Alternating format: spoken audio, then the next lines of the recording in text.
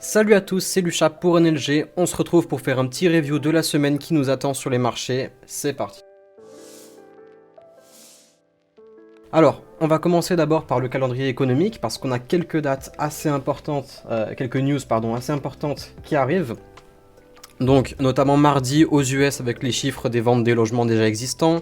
Mercredi, grosse journée parce qu'on a la minute de la Fed, c'est-à-dire le compte rendu de la réunion du FOMC. Jeudi, les prix de la conso, l'indice des prix de la conso en Europe, le PIB trimestriel aux US et le chiffre hebdo du chômage aux US aussi.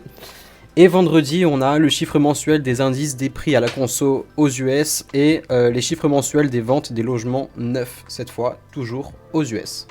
Voilà, donc c'est assez chargé, risque d'y avoir pas mal de volatilité sur les marchés.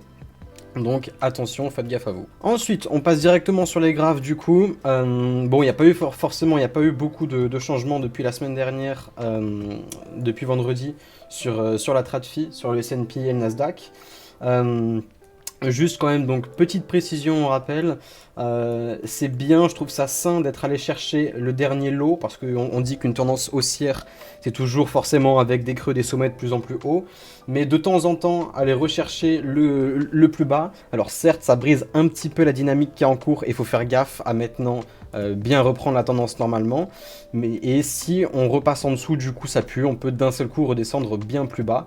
Mais voilà, on n'en est pas encore, du moment qu'on a très bien réagi même à ce niveau-là, on a fait juste une petite mèche, on repart directement, donc pour l'instant ça va.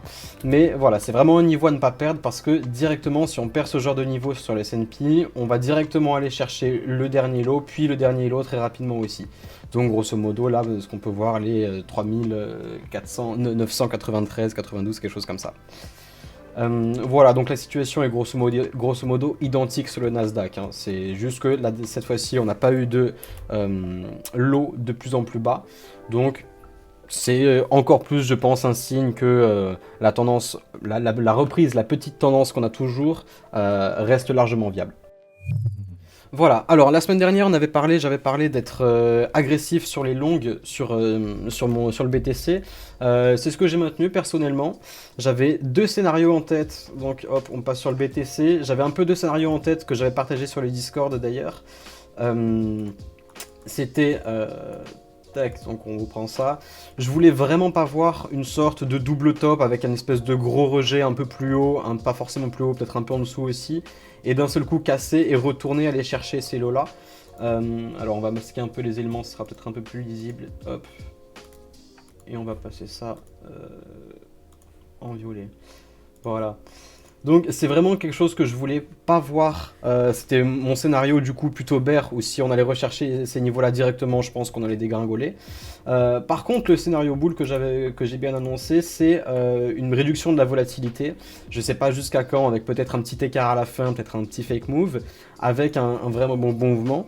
Sachant qu'en plus la tendance actuelle reste haussière, donc voilà, moi je pense que on a encore pas mal de jus et on est toujours dans le bon scénario pour notre continuation de tendance haussière, pour aller chercher pourquoi pas les 25, les 27. Et je pense que la grosse target actuellement, si on casse vraiment avec des gros volumes et qu'on a un bon mouvement comme on peut avoir en ligne droite comme on a eu la dernière fois, c'est directement en 30, 29K qu'on se retrouve. Voilà, alors ça va être intéressant de regarder ce qui va se passer côté TradFi quand même pour cette semaine.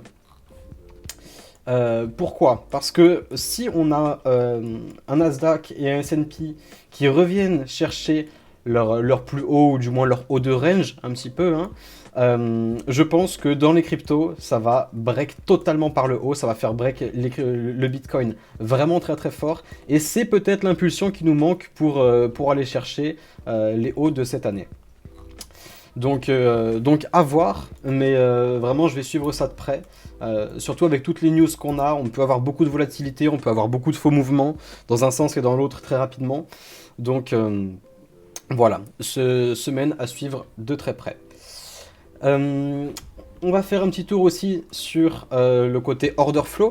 Alors la dernière fois je vous avais expliqué les divergences CVD, que c'était comme ça que moi je tradais, et c'était ce que je voulais voir d'ailleurs, c'est bien passé, donc ça fait plaisir.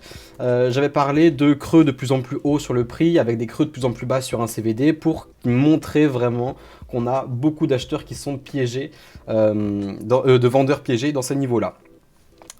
Et c'est exactement ce qui s'est passé. Donc hop, vous pouvez voir ici, on a un graphe en 1 heure sur le BTC. On a bien nos deux lots qui sont de plus en plus hauts, alors que sur le CVD, deux lots qui sont de plus en plus bas. On a beaucoup d'acheteurs, de vendeurs, encore une fois, pardon, qui ont été absorbés. Ça peut se voir vachement sur cette mèche-là.